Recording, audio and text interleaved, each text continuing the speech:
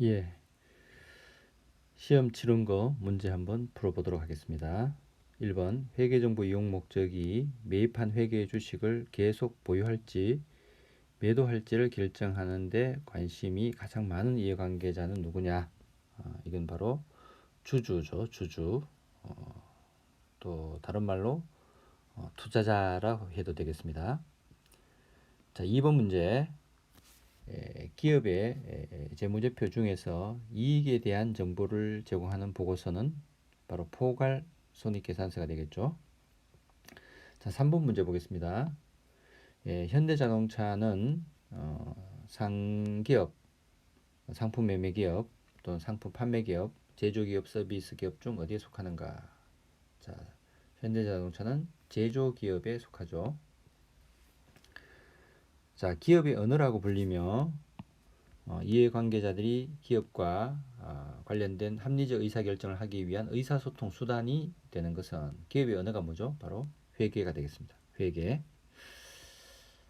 자, 5번 회계 보고서의 작성 책임은 누구에게 있는가? 경영자 또는 CEO 또는 기업이라 해도 맞겠습니다. 자, 6번 문제. 공인회계사가 A라는 기업의 재무제표를 회계 감사한 결과 그 재무제표가 기업의 기준에 따라 적정하게 작성되었다고 판단한 경우에 표명하는 감사 의견은, 이 문제의 답이 다 나와 있죠. 바로 적정 의견입니다. 적정 의견. 자, 7번 문제. 외부 정보 이용자들은 기업의 재무제표를 금융감독원에 어떤 시스템에서 손쉽게 찾아보고 필요한 경우에 다운받아 사용할 수 있게 되었다. 어떤 시스템이냐?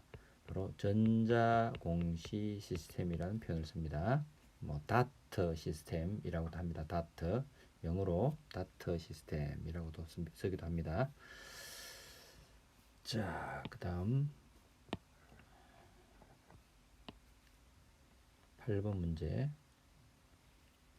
기업의 용역 서비스를 고객에게 제공함으로써 수익이 발생했으나 아직 현금은 회수하지 않아 미래 현금 회수가 기대되는 경우에 사용하는 항목, 즉 계정의 이름이 뭐냐 하는 것이죠. 자, 수익 발생했으나 현금 회수하지 않은, 나중에 받아야 될 권리죠. 매출 채권입니다. 8번의 매출 채권. 8번 문제. 자, 9번 문제 보면 외부 정보 이용자는 경영자와 달리 기업의 회계 정보 생산 과정에 접근이 제한되어 있죠. 따라서 기업이 공개한 회계 정보에 의존해서 일반적으로 의사 결정을 하게 되는데, 이 중 가장 중요한 회계 정보가 뭐냐? 바로 우리가 배우고 있는 재무제표죠. 재무제표. 자, 10번 문제. 자본시장에 존재하고 있는 제한된 자원, 이 제한된 자원이 효율적으로 배분하도록 도와주는 역할을 누가 하느냐? 바로 회계 정보가 하고 있죠. 회계 정보 또는 회계, 재무제표 다 답이 되겠습니다. 자, 11번부터 14번까지 OX 문제죠.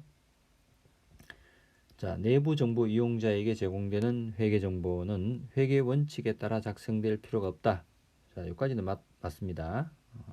자, 외부 정보 이용자에게 제공되는 정보와 달리 회계 원칙을 굳이 따를 필요가 없습니다. 자, 그러나 공인회계사를 통한 회계 감사를 통해 정보의 신뢰성이 확보되어야 한다.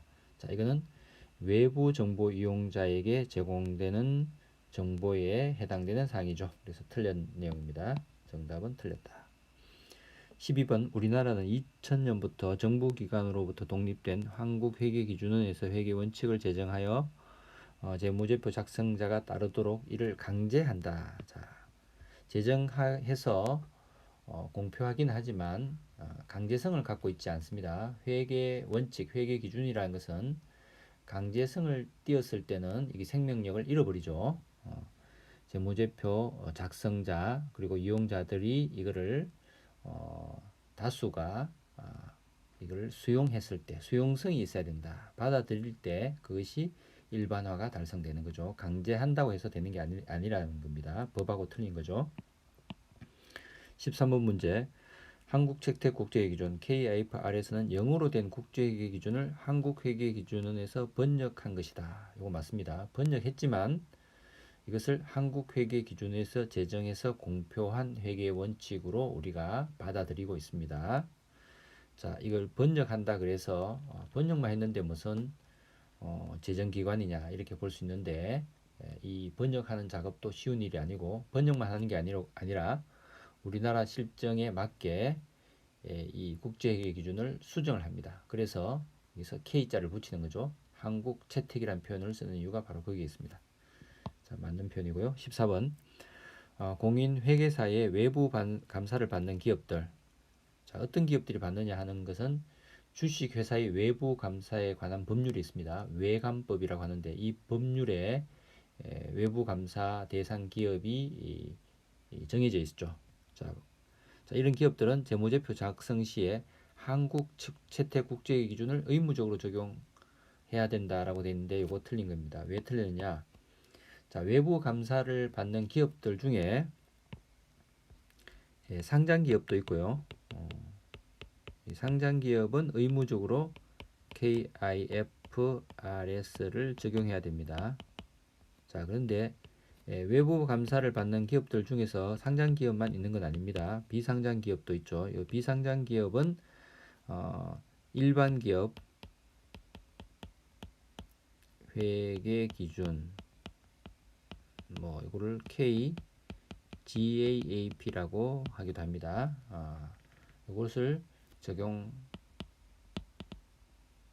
하고 있죠. 그래서 틀린 말이 되겠습니다. 자, 15번 자본 항목에 속하는 자본금, 자본잉여금 요 두 개 중에서 경영자 성과를 순수하게 반영하는 계정은 뭐냐? 바로 이익잉여금이죠.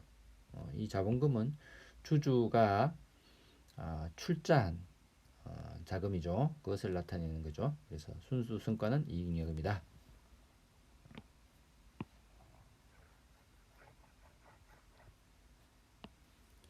자, 16번부터 보겠습니다. 16번. 다음 중 회계상 거래가 아닌 것은, 자, 1번에 창고에 저장 중인 가스가 550억 원치 증발했다. 자, 기업의 재산 상태의 변화, 감소가 일어났죠. 회계상 거래입니다. 2번 창고에 저장 중인 가스 중 500만 원치를 판매하기로 A사와 계약을 체결했다. 굉장히 중요한 계약 체결이죠. 하지만 아직 재산상의 변화가 일어나는 단계는 아니죠. 자, 이 단계에서는 아직 거래를 기록하지 않습니다. 그래서 정답은 2번이 됩니다. 자, 나중에 회계상 거래로 인식할 수 있는 그 조건이 성립했을 때, 즉 회사의 자산부채 자본의 변화가 일어나고 그 금액을 합리적으로 추정할 수 있을 때, 그때 거래로 인식해도 늦지 않다는 겁니다. 자, 창고에 화재 발생해서 100억 원의 손실이 발생했다. 자, 회사의 재산에 손실이 일어났죠. 자, 가스를 B 회사에 3억 원치 판매했습니다. 자, 거래가 발생한 거죠. 자, 하지만 거래 대금은 2달 후에 받기로 했다. 자, 거래 대금을 현금으로 받지 않더라도 재산상의 변화가 이미 일어났기 때문에 회계상 거래로 인식한다라는 이야기가 되겠습니다. 자, 회계 등식 완성하는 문제. 자산 빼기 부채는 바로 자본이죠. 자, 17번 됐고요. 18번. 자, A 회사가 주식 발행해서 100억 원을 사업 자금으로 조달한 경우를 잘못 설명한 것. 자, 1번 현금이란 자산이 100억 증가한 거 맞죠? 2번 보통주 자본금이란 자본이 증가했죠. 대변에.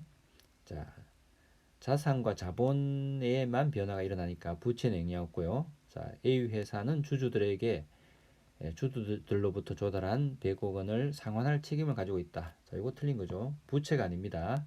부채는 원금을 상환할 의무가 있고 책임이 있고 또 정해진 이자를 지급해야 될 의무가 있지만, 자, 주주는 회사의 주인입니다. 실질적인 주인이기 때문에 기업이 주주들에게 출자받은 이 자금을 상환해야 될 의무는 갖고 있지 않다.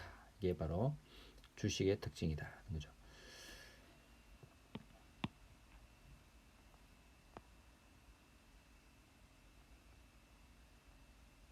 자, 그 다음에 19번, 20번, 21번 해볼게요. 다음 분계를 보기와 같이 설명하면, 자, 보기를 보면 차변의 비품, 대변의 미지급금이죠. 비품 구입하면서 대금을 외상으로 한 건데, 차변은 자산 증가, 대변은 부채 증가, 이렇게 식으로 설명을 하라는 거죠. 자, 차변에 차입금 500, 이자 비용 50이 있고요. 대변에 현금 550이 있습니다. 자, 이건 어떻게 설명하면 될까요? 자, 차변이, 자, 은행에서 빌린 이 차입금 원금을 갚은 거죠. 500원을. 그리고 이자 비용 500원도 현금으로 지급한 겁니다. 그래서 차변은 차입금이라는 부채가 줄어든 거죠. 부채 감소와 이자 비용이라는 비용의 발생이 되겠고요. 대변은 현금이 지급됐으니까 자산의 감소, 이렇게 하면 되겠네요. 자, 차변에 부채 감소와 비용 발생 이렇게 일어나고요. 그리고 대변에 현금이란 자산이 감소했다. 이렇게 정답이 되겠고요. 자, 20번 다음 분계를 통해 거래를 추정하면, 자, 미지급 급여입니다. 미지급 급여라는 부채가 줄었죠. 대변에 현금이 나갔다.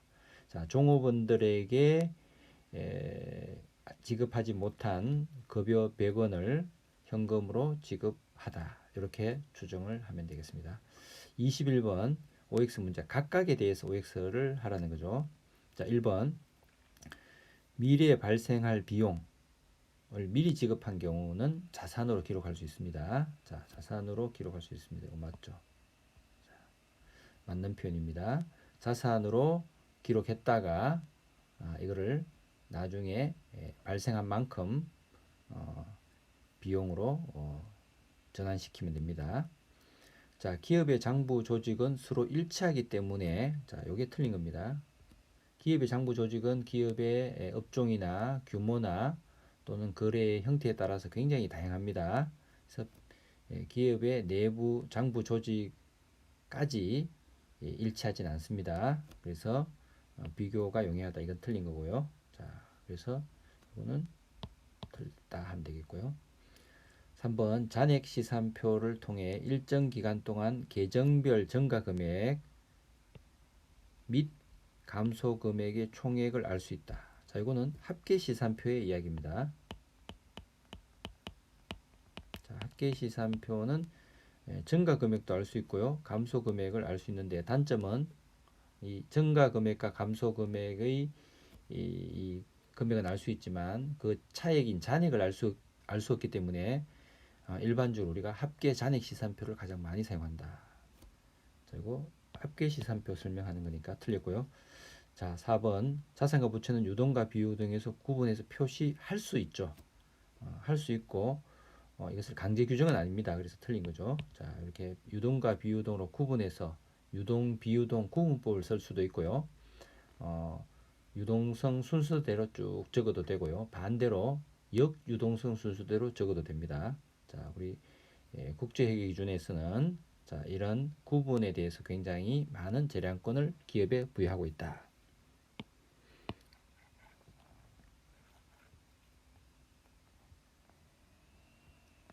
자, 여기까지가 2페이지네요. 자, 회계 등식을 이용하여 다음 빈칸에 들어갈 금액을 구하라 라고 되어 있습니다. 자, 기초자산에서 기초부채를 빼면 그죠? 기초자본이 나오겠죠.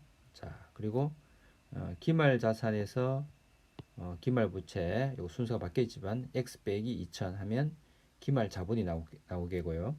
그 다음에 총수익에서 요 총 비용을 빼면 당기순이익이 나오고요.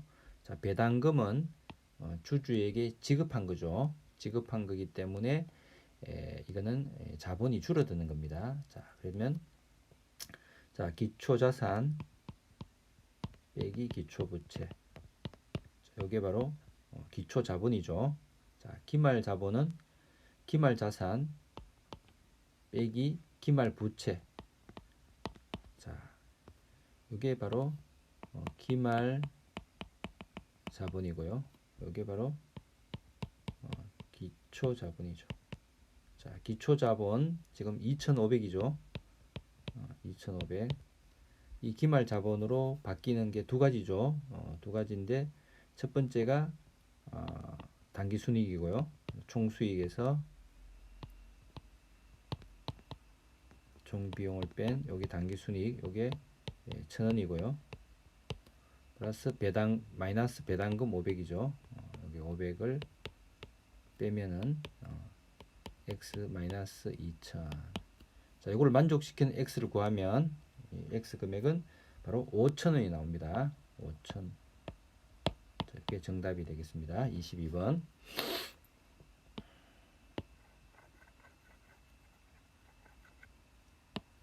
자, 23번 단기 순이익이 500, 총 포괄 이익이 530억이라면 기타 포괄 이익은 얼마겠는가? 이거 30억이죠.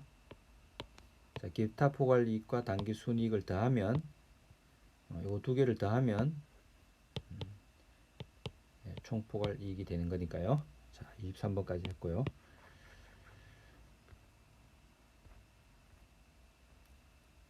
24번 문제. 자, 기업 경영자가 작성하는 재무제표. 그리고 답이 이미 나와버렸네요. 앞부분의 문제에 대한 답이 제공되고 있어요. 자, 이 재무제표는 기업 활동이 망하지 않고 지속적으로 계속될 것이라는 가정하에 이루어진다. 이와 같은 회계의 기본 가정을 우리는 계속기업의 가정이라고 하죠. 계속기업의 가정. 자, OX 문제 또 나왔습니다. 자, 포괄 손익계산서는 발생 기준으로 작성. 현금 흐름표는 현금 기준에 의해 작성된 재무제표다. 맞죠? 자, 수정 분계가 뭐냐? 기말에 이루어지는 기말 수정 분계, 기말 정정 분계라고 하는데요. 이거는 기말 현재 현금 기준으로 작성된 회계 기록이 있다면 이를 발생 기준으로 전환하는 것이다. 맞고요. 자, 재무제표가 현금 기준이 아닌 발생 기준에 따라 작성되면 정보 이용자가 기업의 재무 상태와 경영 성과를 보다 적절하게 파악하게 되어서 결국 그 기업의 뭐를 파악하는 데 된다? 자, 정보 이용자의 궁극적인 정보 욕구는 뭐냐? 그 기업의 미래 현금 흐름입니다. 자, 자기 자신에게 얼마나 현금을 가져다 줄 수 있는가 하는 그 기업의 미래 현금 흐름을 파악하는데 이 발생 기준이 현금 기준보다 훨씬 더 유용하다는 거죠. 자, 28번 문제. 자, 2003년도에 인식한 다음에 분계라고 되어 있습니다. 자, 매출 1,500원 대변에 차변에 현금 500 그리고 매출 채권 1,000원 이렇게 되어 있습니다. 자, 발생 기준에 따라 분계한 거죠. 자, 요 매출 채권이 있다. 요 있다는 말은 바로 발생 기준이라는 이야기죠.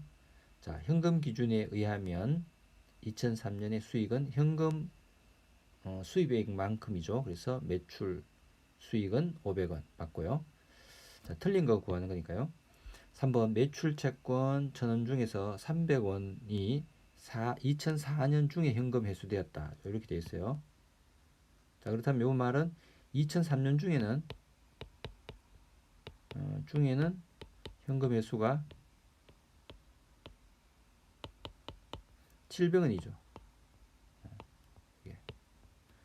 자, 1,000원 중에서 300원은 2004년도에 현금 회수되었으니까 2003년 중에는 700원이 회수되었으니까 2003년에 수익은 1,200원이다. 이 500원 더해서 700원 더하면 1,200원이다. 이 말은 바로 현금 기준에 의한 이야기니까 이거는 틀린 이야기죠.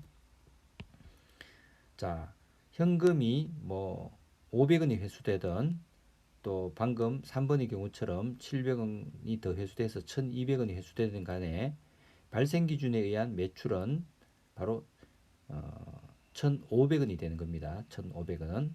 현금의 수수와 상관없이 발생한 금액만큼 수익과 비용을 인식하는 게 발생 기준이죠. 자, 틀린 거 3번.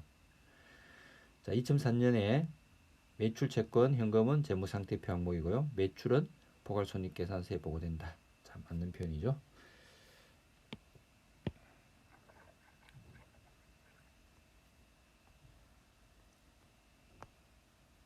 자, 여기. 자, 29번 OX 문제입니다. 복식부기의 자기검증 기능을 통해서 차변과 대변 금액이 다를 경우에는 오류를 적발할 수 적발할 수 있다. 이거 맞는 표현입니다. 그리고 붕괴를 중복으로 2번 기록한 경우에는 오류를 발견할 수 없다. 자, 붕괴를 중복 기록했다. 예를 들면 차변에 현금 뭐 100, 대변에 자본금 100이라 기록했는데 또 기록해 버렸어요. 이거를 똑같은 거를 한 번 더 기록해 버렸어요. 자, 그렇더라도 자기 검증 기능에서는 이 오류를 발견할 수가 없는데, 그 이유는 동일한 금액이 차변과 대변에 기록이 됐기 때문에 오류를 발견할 수는 없다. 그런 이야기죠. 자, 600억에 취득한 토지를 현금 550억을 받고 팔았다. 자, 기업이 현금이 급해서 현금 550억을 받고 팔았다. 자, 그럼 토지는 팔려 나가니까 대변으로 자산의 감소가 되고요. 차변에 현금 550억이 들어오고요. 자산의 증가. 자, 끼워 넣기. 자, 요거를 대변과 차변 금액이 회계 등식을 성립하도록, 금액이 일치하도록 하려면 이 50이 와야 되죠. 자, 50이 와야 되는데 요거는 뭡니까? 유형자산 처분 이익이 아니고 처분 손실이죠. 또는 다른 말로 토지 처분 손실이라 해도 되겠습니다. 자, 요거 끼워 넣기. 50이 들어가야 딱 끼워져서 대변 차변 금액이 일치하는 끼워 넣기 붕괴라고 우리가 배웠습니다. 자, 그 다음에 31번.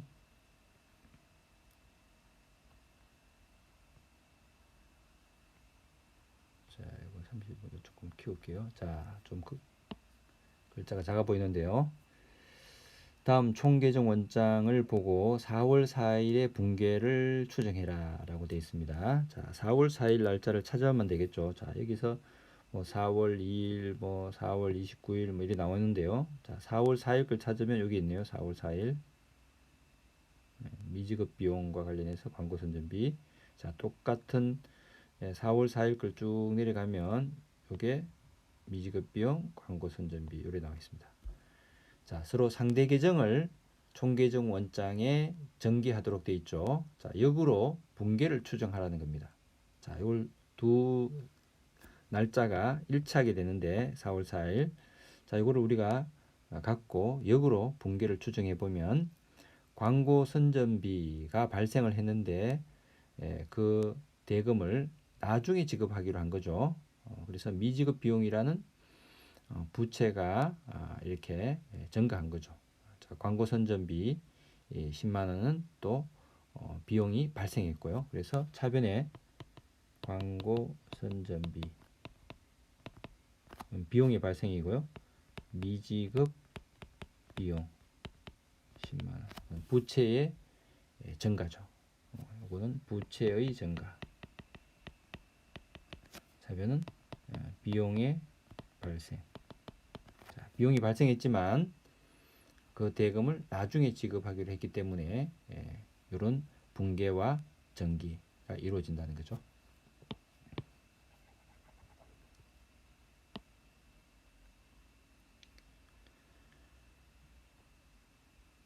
자, 다음 자료를 기초로 물음에 답하라고 되어 있습니다. 32번부터 34번까지 마지막 문제입니다. 자, 이거 볼게요.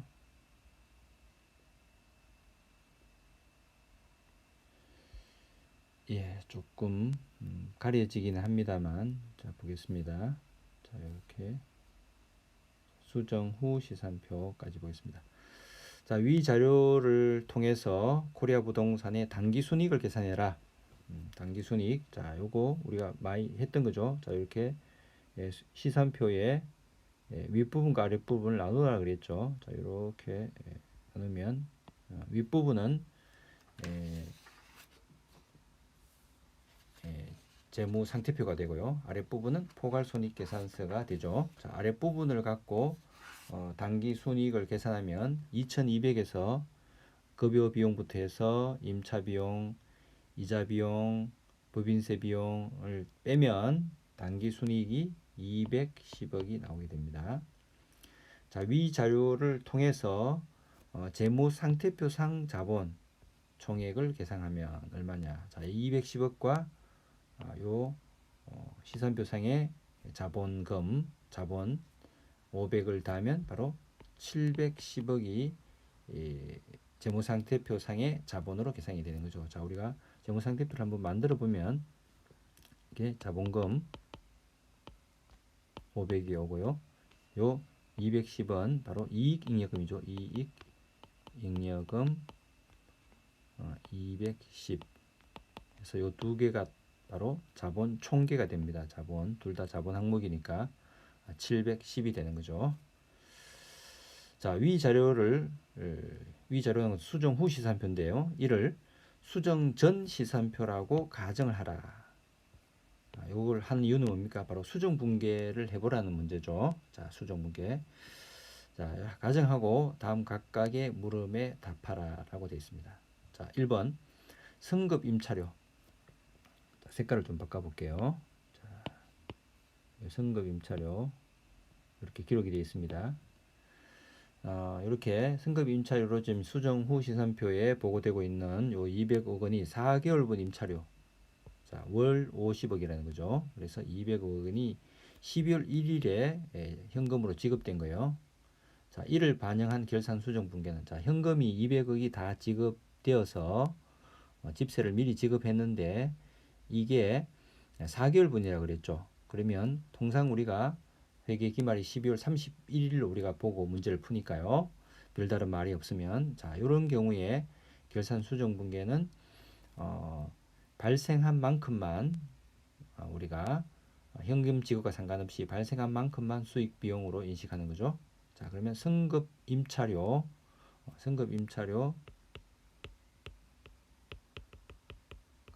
50이 되고 발생한 비용은 임차료. 자, 우리 책에서는 임차 비용이라고 되어 있는데요. 자, 임차료, 임차 비용 상관없습니다. 둘 다 50억. 자, 승급 임차료라고 기록함으로써 이 자산을 감소시키는 거죠. 미리 지급한 승급 임차료 50이 줄고 그것이 비용으로 계산이 됩니다. 자, 이거는 비용이죠. 비용의 발생입니다. 자, 그러면 남아있는 승급 임차료는 150억이 되는데요. 자, 요거는 다음 연도인 2000X2년도에 1월, 2월, 3월 분에 임차료를 미리 지급한 거니까 그거는 승급 임차료는 자산으로 남아있게 되는 거죠. 자, 2번 문제 보겠습니다. 임대 수익. 자, 임대 수익. 자, 이건 임대료라고 하기도 하죠. 임대 수익 2,200억 원 중에서 2001년 이후에 수령해야 될 임대 수익을 미리 받은 금액이 200억 원이다. 자, 요 2,200억 중에서 200은 미리 받은 거죠. 그러면 200은 미리 받은 것은 이 2000X1년도에 수익이 되면 안 되잖아요. 그래서 이거를 차변에 감소시켜 줘야 됩니다. 임대 수익 또는 임대료라 해도 돼요. 임대료 200.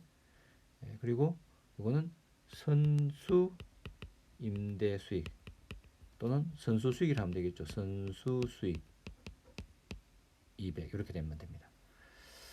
자, 그러면 여기서 색깔을 바꿔서 임대 수익이라는 것은 요거는 수익을 감소시켜주는 분계죠. 수정 분계입니다. 임대 수익. 자, 그 2,200이라고 수정 전에 되어 있는 것을 200을 줄임으로써 임대 수익이 2,000으로 회계 기말에 보고하겠다는 거죠. 수정함으로써. 그리고 그 200은 미리 받은 선수 수익이다. 그래서 이거는 자산이 되는 거죠. 선수 임대 수익, 이거는 부채가 되는 거죠. 미안합니다. 자, 이거는 미리 받은 거니까 미리 받은 돈은 부채다. 자, 이 선수 임대 수익은 다음 회계연도인 X2년도에 임대 수익으로 바뀌게 되는 거죠. 자, 그러면 부채가 줄고 수익이 인식되니까 이거는 좋은 부채, 착한 부채라고 할 수 있는 거죠.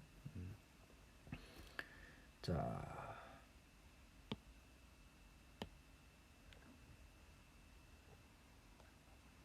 문제 두 개가 남아 있습니다. 자, 요거.